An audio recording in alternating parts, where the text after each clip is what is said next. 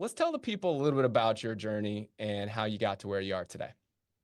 Well, I started out as an accidental landlord helping a friend who was going through a divorce.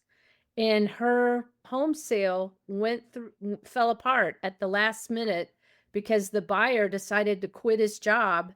And when the title company called to verify the employment, his employer said, "Well, no, John quit on Wednesday." And so she had already transferred all the utilities, her moving truck was packed, and it broke my heart. And I said, "Well, Michelle, if you'll take 10 grand off the price, I'll buy it." I had no idea. And she had been in real estate. And she said, "If you'll do that, I'll find you a great tenant." And so that's how it started. And then I had a good W-2 job in Phoenix, Arizona, and I was clicking along. And then all of a sudden, I got my first tax refund. And I had no idea what the depreciation deduction would do for residential real estate. So that's when I first became aware of the tax savings part to owning residential real estate. And so I have added to my portfolio.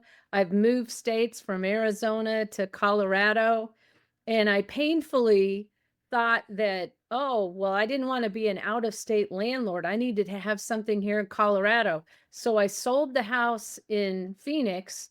I bought another rental house here in Denver.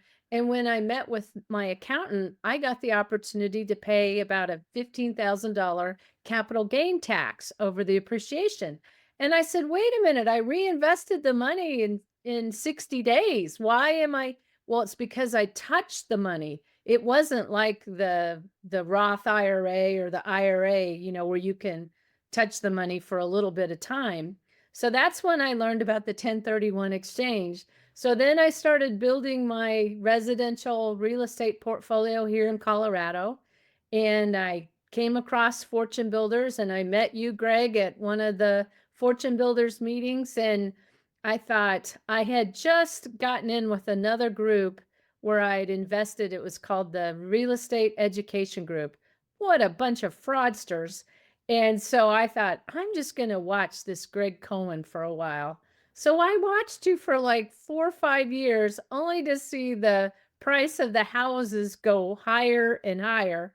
And finally, during the pandemic, when I found this show, I thought, okay, I think I feel comfortable enough. I'm going to pull the trigger.